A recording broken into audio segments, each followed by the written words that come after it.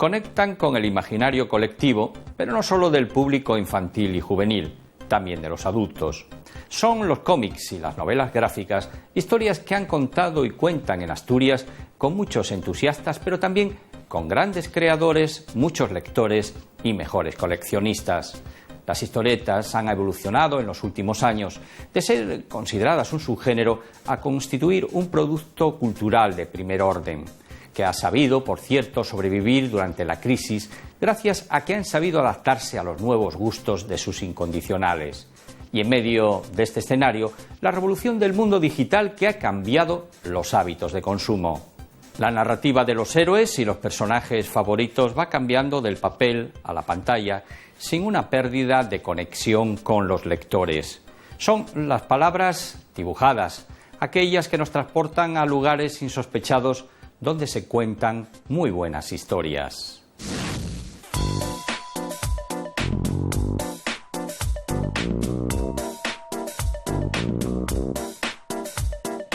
Juan ha empleado 3 meses en realizar las 14 ilustraciones que acompañan la versión asturiana del Quijote. En su estudio gijonés ha reproducido el mundo y los personajes de todo un clásico de la literatura española. Pero, ¿qué supone para este diseñador gráfico de vanguardia acompañar con imágenes palabras de hace 4 siglos? Evocar, poner color a palabras que se escribieron hace 400 años, profundizar en los personajes, es la labor de un ilustrador.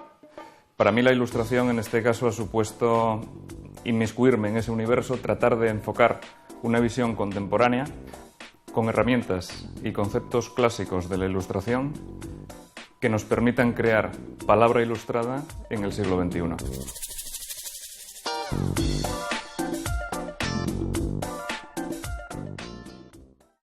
La imagen creo que ayuda a potenciar la palabra, ayuda a veces a comprenderla.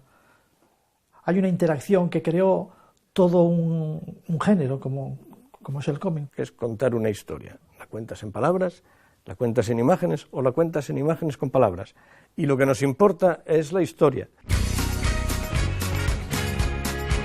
Contar historias en lengua asturiana con imágenes, la gran pasión, junto con la música, de Ruma Barbero, dibujante reconocido que ha recurrido al micromecenazgo para editar su último recopilatorio de tiras de prensa. Son formas de financiación que bueno, van cada vez a más y una forma bastante prestosa, ¿no?, de seguir sacando las nuestras obras. Este gijonés, que estudió Bellas Artes en Salamanca, entiende que el boom de la novela gráfica no ha tocado techo, al igual que el manga oriental en clara expansión. Él, sin embargo, sigue creando cómic autóctono para un público fiel que aguarda sus relatos. El público que reclama publicaciones en lengua asturiana y es bastante fiel y non puedo queixarme. Y aparte, bueno, todo eso complementalo también con dar clases, dar muchos tallerinos también a niños, pues un poco siempre está girando todo en torno al cómic. Y desde niño, Ruma quiso dibujar y expresarse a través de personajes inventados por él. Yo y el medio donde siempre me vi desde pequeño, ¿no? Y el mi medio real, el medio expresivo donde mejor me siento. Yo intenté hacer cosas escritas, intenté hacer alguna cosa, también algún tema audiovisual, pero el medio donde me siento mejor desde pequeño y en el cómic. La afición a los juegos de mesa y de rol llevó a este joven ovetense a relacionarse con los cómics. Vendedor, coleccionista y consumidor, es propietario de una tienda especializada en Oviedo, lugar de encuentro de buenos aficionados al género. Pero, ¿qué tipo de clientes lo visitan? El perfil de cliente de esta tienda tiene una edad media más cercana entre los 30 y los 40 años que a los 15. Normalmente el consumidor de cómic coleccionista viene poco, pero consume cómics de forma regular a lo largo de muchos años.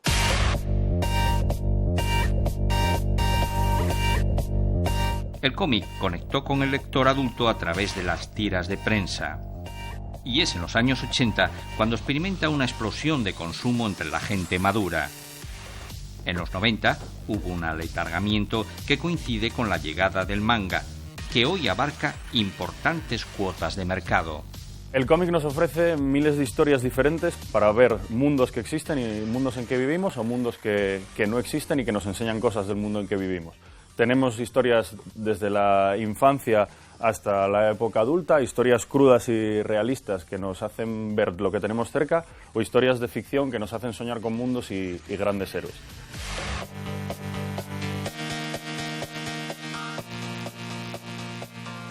Los ciclos formativos de grado superior de Ilustración y Diseño en las escuelas de arte de Oviedo y Avilés han dado un impulso a la profesionalización de un sector necesitado de formación y encauzamiento laboral. La demanda de estas enseñanzas propicia listas de espera cada año, lo que hace suponer que la cantera está asegurada. Las escuelas han ayudado, lógicamente, a que este campo se haya afianzado, a que se haya hecho más presente en la calle, a que de alguna manera se demande mucho más el ilustrador. Digamos, cada vez tiene más presencia en los libros, cada vez se publican más cosas ilustradas, está muy en concomitancia con otras disciplinas como puede ser la dirección de arte, que también se estudia aquí en esta escuela. Digamos que se ha ampliado el campo y de alguna manera se ha enriquecido la profesión. Asturias cuenta con dos personalidades imprescindibles a la hora del reconocimiento de la ilustración gráfica. El historietista Víctor de la Fuente, el mayor de los hermanos de una saga de dibujantes, toda una referencia internacional. Y también el dibujante Alfonso Iglesias. Los personajes, Pinín y Telva, calaron muy hondo a nivel popular en una sociedad de posguerra muy necesitada de evasión. Sí tuvimos un caso puro que fue el de Alfonso y Pinín, por ejemplo, porque se publicó en los periódicos, que era como se publicaban los cómics, que era donde empezaron a publicarse los cómics de la forma que importaba, ¿no? Pinín es un caso muy singular. Nosotros tenemos en Asturias un héroe que para los asturianos es igual que para el resto del mundo, Mickey Mouse, por ejemplo, o Popeye, que para los belgas, Tintín.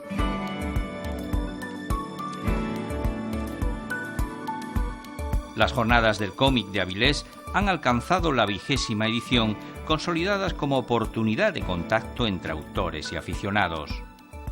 Otro evento en la agenda del cómic asturiano, los premios Alfonso Iglesias, por su capacidad de incentivar la narrativa asturiana del género. Echando una mirada retrospectiva, el desaparecido Salón Internacional del Cómic fue durante 40 años un referente.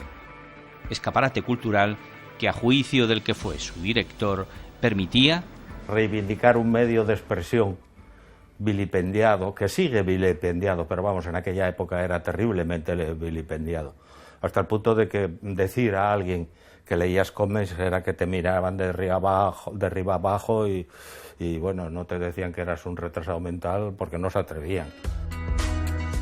Faustino Rodríguez Arbesú, estudioso y productor del mundo del cómic, es autor de una doble publicación sobre la historieta asturiana. Buscamos con él la clave del género. El dibujo sin historia no es nada. El guión es la base. Si un guión no te atrapa, no te atraparán los dibujos. Faustino fue fundador de la revista crítica Albéndigo, desde la que se podía seguir y estudiar el género. Fue también creador de los premios Astur. Un enamorado de las posibilidades expresivas del cómic. El cómic y la historieta están en este momento, aunque no lo parezca, por la cantidad de material que se ve expuesto, en el mismo espacio que estaban en el año 70. No han evolucionado. El cómic en España no ha evolucionado. Cortaron el cordón umbilical que les unía a la niñez.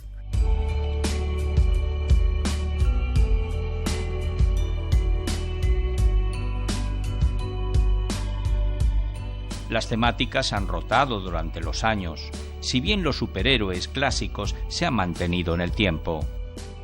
La diversificación actual de la oferta no hace más que refrendar la versatilidad del género. El 22 de octubre pasado tuvo lugar el lanzamiento mundial en todos los idiomas del último número de la colección de Asterix. 1.500 ejemplares se pusieron ese mismo día a la venta en lengua asturiana en las librerías de la región. Los personajes de los cómics se han ido haciendo un poco mayores, ¿no? Pero como todos los productos están hechos para algunas edades, ¿no? Entonces, digamos que los personajes de nuestra infancia siguen en esa infancia, más o menos detenidos.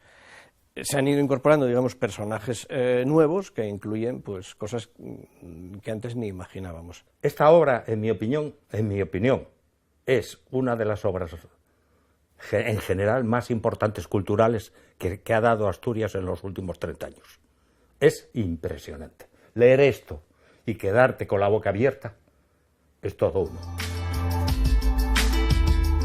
Amante de la historia y el cómic, el ilustrador gijonés Gaspar Meana ha ficcionado a través de la viñeta todo un contraargumento a la versión oficial del antiguo reino de Asturias.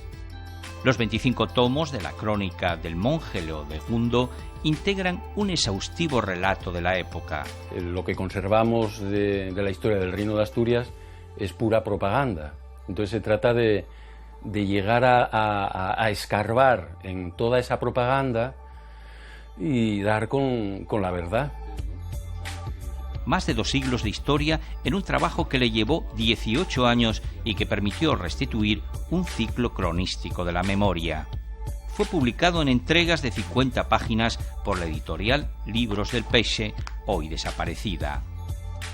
Creo que te vas moviendo en la vida a medida que abres los ojos por las sendas que ves que transitas mejor o para las que estás mejor cualificado, ¿no? Entonces, si a lo que yo tuviese que ir es a lo que más me apasiona, es a la historia pura y dura. Lo que pasa que, bueno, una forma de optimizar lo que yo puedo saber de historia es verterlo a través de la novela gráfica, no a través de lo que es la novela literaria puramente. La minuciosidad de una labor que asombró a los expertos por su dimensión y calidad. Algunas escenas han llevado al autor hasta 10 horas de trabajo con el estilógrafo. La posibilidad que brinda el cómic es de poder mover a esos personajes dentro de los edificios que nosotros como turistas como tal vemos vacíos, ¿eh? Y además te brinda la posibilidad de restituir las pinturas murales, los edificios complementarios que no se conservan, poner a los personajes con la indumentaria que podían usar. Digamos que es una forma de introducirte a más profundidad. La novela gráfica encontró en la historia la posibilidad de transmitir los hechos del pasado a través de dibujos. En el caso del humor gráfico, es el periódico su soporte tradicional. Cuando leo cualquier cosa que leo, mi cerebro está traduciéndolo en imágenes. Y es así como este cangués, lector empedernido de tebeos en su infancia, pudo cumplir el sueño de ser dibujante de prensa. El humor gráfico le abrió las puertas a la profesionalización. Haciendo humor lograba publicar cosas, con lo cual, de alguna manera, las circunstancias me fueron llevando por ahí, ¿no? Luego me di cuenta de que efectivamente me gustaba el humor, se me daba especialmente bien crear humor y además adaptaba muy bien a crear un estilo gráfico propio, inventado, donde yo ya no estuviese tan sujeto al naturalismo, ¿no? En el estudio de este viñetista cangués, los pinceles y lapiceros están casi de adorno. La paleta gráfica en la pantalla se ha adueñado del espacio creativo que mantiene la conexión con los lectores. En un periódico hay una cierta tendencia a ir a buscar la viñeta, ¿no? Quizás porque ofrece una inmediatez y una rapidez de comprensión y de concepto que a la gente le gusta, esa inmediatez precisamente, y entonces es, digamos, de lo más visto y de lo primero visto cuando se coge un periódico. Que cómo, digamos, afecta lo digital al cómic, pues no lo sé, yo me he quedado un poco en el papel, pero porque me gusta, me gusta, o sea, no voy a decir que huele y esas cosas y que tiene grapa y tal, no, me gusta porque lo imprime mejor, lo veo mejor en general, hacia el futuro no sé lo que irá. Hacia los dibujantes, por ejemplo, ahora lo que les cambió muchísimo es la forma de hacer las páginas. Antes solo podía hacer ilustración la persona que sabía dibujar más o menos bien y ahora puede hacer ilustración cualquier persona. O sea que En la tecnología solo puedo ver una competencia desleal. De literatura trivial a producto cultural, una forma narrativa en la que las palabras se asocian a las imágenes. El mundo digital adquiere cada vez más protagonismo. El mundo digital va a afectar absolutamente a todos los medios de expresión y comunicación, y el cómic no es menos en él. Tenemos la fortuna de que el cómic siempre ha estado relacionado con el coleccionismo, entonces hay un culto a lo físico que nos permite capearlo en pequeñas mejores condiciones. Seguimos siendo esclavos de ello y la transformación es inevitable. No nos va a quedar más remedio que adaptarnos al mundo digital. Se puede vivir, pero es difícil. Es decir, es una profesión como bastante rara, como bastante minoritaria, y donde hay muy pocas oportunidades de poder sacarle provecho. Vivir de la historieta, vivir de la ilustración, pues es bastante complicado, ¿no? Con el negocio que te pueda aportar Asturias no hay ni para empezar, ¿eh? O sea que o te mueves fuera de Asturias o no hay nada que hacer. Asturias siempre ha dado dibujantes. Bueno, no sabría decir si más que en otros sitios. Lo que sí sé decir es que ha dado dibujantes muy buenos. Y en la actualidad pues tenemos a Alfonso Zapico, que es un narrador magnífico. O sea, que está haciendo además unas historietas que son accesibles a todo el mundo. Es decir, yo creo que puede gustarle a todo el mundo. La balada del norte, que es una historia muy nuestra. Tan nuestra que su telón de fondo es la gestación de la Revolución del 34 en las cuencas mineras. A través del trabajo de los demás y a través de hablar con mineros y de toda esa cultura que tienen colectiva del trabajo, he descubierto cosas personales mías que me han ayudado mucho. Alfonso Zapico, nuestro más célebre historietista contemporáneo, añade a las palabras la cualidad plástica de la imagen. Un héroe de carne y hueso que escribe con viñetas y dibuja con palabras. Un asturiano que nos transporta a cualquier lugar de la imaginación para sorprendernos con una buena historia.